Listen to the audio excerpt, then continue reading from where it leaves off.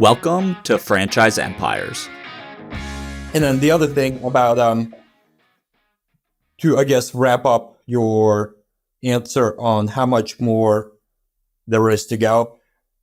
In the Triangle, the Triangle is one of the fastest growing areas in the country, right?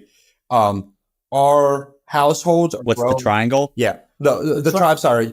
Durham-Raleigh-Chapel Hill. That's a triangle. Oh, okay. Right on. Look, there's a triangle in the tri-state in pretty much every region, so I apologize. So No, all good.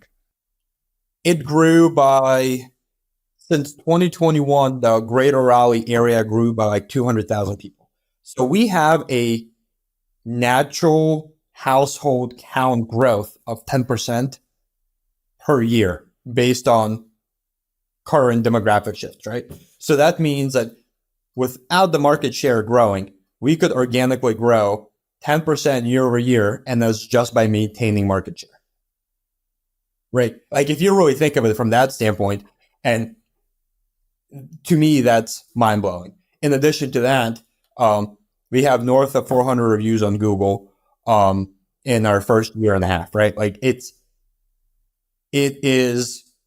we're one of the, again, we're not competitive. We're 12 away from tying the number one spot. They've been around for 15 years. We're not. Who's counting? Who's counting? But we have the number 12 in big writing on our whiteboard in the entrance, but who's counting? But once we start ranking even better, we're going to get more of those repeat businesses. A lot of your guests who have been in this area, right? A lot of them have come through the Raleigh market, right? And I'm sure you know, like the guy Dogtopia, I think, is one of them. There is some dog business. I know there was a guy who owned. Liberty, is it Liberty Taxes? I believe, yeah, a bunch of Liberty Taxes in the area. Every time one of them calls us, for the most part, once we get that commercial client, we don't lose those accounts, right? So you extrapolate it over 5 years, how many franchises, how many businesses are going to just keep calling us every 6 months or every 3 to 5 years when there is a rebrand, right? There is a lot of business to be had in the home services space. Oh, there's more. Yeah, I didn't even think about I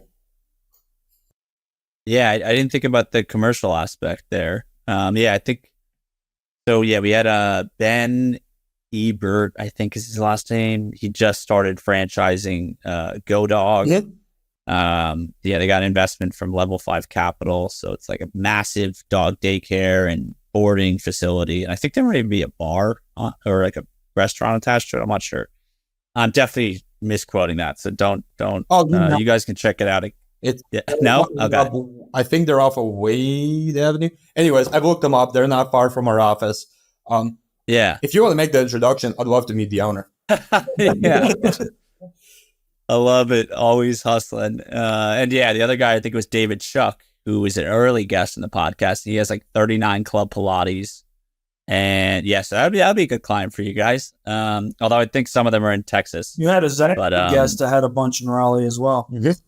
Yeah, that was Ben. That was Ben Little. Yeah, because they're on Twitter. Definitely give him a follow.